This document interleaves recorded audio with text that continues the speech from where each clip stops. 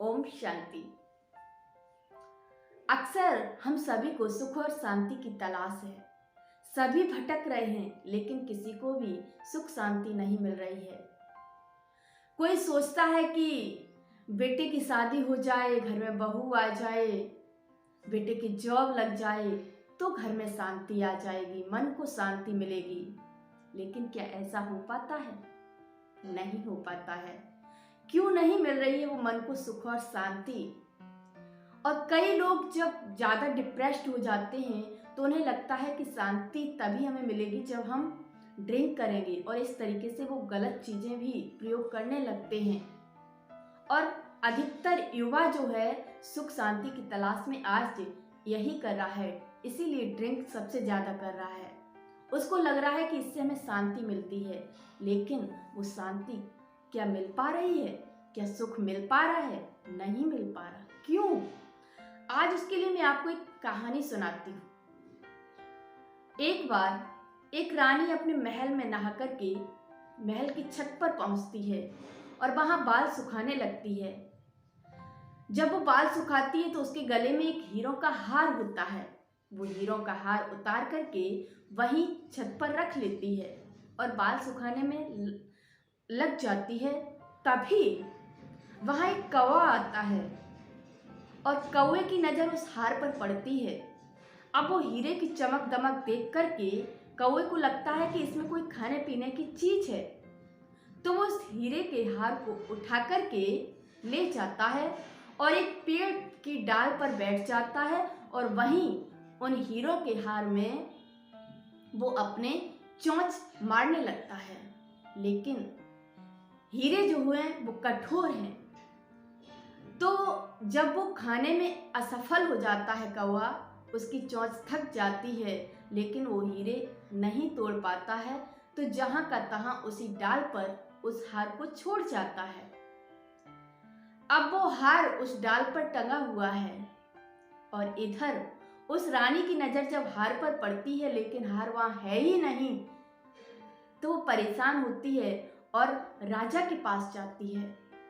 राजा से कहती है कि मेरा हीरों का हार है वो गायब हो गया है। राजा कहता है कोई बात नहीं, हम दूसरा दिलवा देंगे। लेकिन रानी की जिद है कि उसको वही हार चाहिए, वो दूसरा हार नहीं पहनेगी।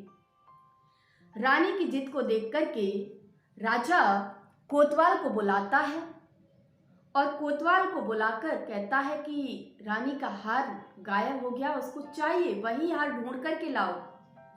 अब राजा ने जब ये आदेश दिया तो कोतवाल, प्रजा, सिपाही सब ढूंढने में लग गए, रानी का हार नहीं मिला। तो राजा ने फिर एक अनाउंस किया कि जिसको भी हार मिलेगा उसे राजा आधे राज्य का सहभागी बना देगा।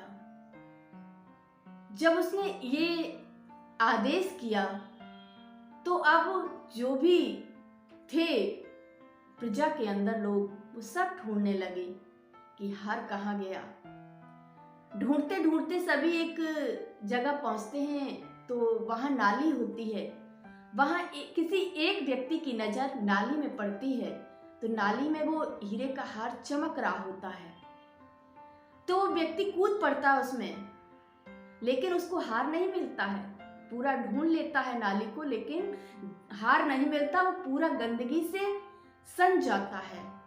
अब वो गंदगी से सना हुआ बाहर निकलता है तो कोतवाल की नजर पड़ती है। वो कहता हार तो इसी में है। और इस तरीके से कोतवाल भी कूद पड़ता है, सिपाही भी कूद पड़ते हैं, प्रजा भी कूद पड़ती है। सभी ढूंढने लगते कि किसको हार मिल जाए। यहाँ तक कि आपस में झगड़े होने लगे। वो कहता है हम पहले जाएंगे, मैं बड़ा हूं, मैं पहले रानी का हार निकालूंगा, क्योंकि आधा राज्य जो मिलना है।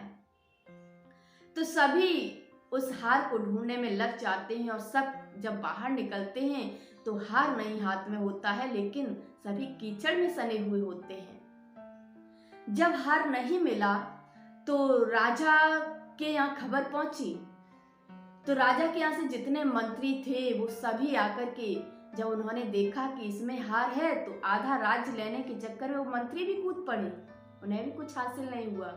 अब राजा ने विचार किया कि क्यों ना हम खुद ही ढूंढ ले जाकर के, अगर मैं खुद ढूंढ लूंगा तो मेरा आधा राज्य भी बच जाएगा। और इस लालच में वो राजा भी आ जाता है और उस नाली में कूद पड़ता है। और जब बाहर निकलता है तो कुछ नहीं होता हाथ में, सिर्फ और सिर्फ कीचड़ होता है। अब सब वहां कीचड़ में सने खड़े हैं। अब उधर से एक सन्यासी आते हैं। वो संत महात्मा जी हंसकर पूछते हैं कि क्या बात है, सभी कीचड़ में सने हुए हैं। तो राजा ने कहा कि रानी का हार गायब हो गया है, जो कि इस नाली के अंदर दिख रहा है, लेकिन किसी को मिल नहीं रहा है। उसी को ढूंढने के चक्कर में हम सभी कीचड़ में सने खड़े हैं। तो महात्मा जी हंसते हैं और हंसकर कहते हैं कि किसी ने ऊपर देखा, पेड़ की डाल पर देखो, हार तो पेड़ की डाल पर है, जिसकी परछाई नाली के अंदर दिख रही थी, लेकिन किसी ने भी उस हार को नहीं देखा, सब परछाई के पीछे भागते रहे। बस यही हमारा जीवन है। हम सभी सुख शांति के लिए भौतिक वस्तुओं की तलाश में लगे रहते हैं कि हम ड्रिंक कर लें तो हमें शांति मिलेगी, हम ये खा लें तो मिलेगी, हमारी ये ज़रूरत पूरी हो जाए तो हमें सुख शांति मिलेगी, घर में बहू आ जाए तो शांति मिलेगी। लेकिन वास्तविकता यही है कि शांति सुख है ही नहीं, बाहर है ही नहीं। मंदिर मस्जिद कहीं भी भटकिए, कहीं भी सुख शांति नहीं मिल सकती है। इस हमारी जो सुख शांति की परछाई है वो आपको मिलेगी, थोड़े समय के लिए आई और चली गई, लेकिन वास्तविक सुख शांति आनंद जो है वो हमारे भीतर है। हमें भीतर तलाश करनी होगी, हमें बाहर नहीं ढूंढना होगा। अगर हम बाहर ढूंढते रहेंगे तो ऐसे ही ये जो कीचड़ है उसी में सने होंगे। और कीचड़ क्या है? बुराइयों का कीचड़ है। ईर्ष्या, द्वेष, छल, कपट, नफरत, हम इसी में सभी जीते हैं और जीते रहेंगे जब तक कि हम अपने भीतर झांकने की कोशिश नहीं करेंगे। तो हमें अपने भीतर झांकने की कोशिश करनी है।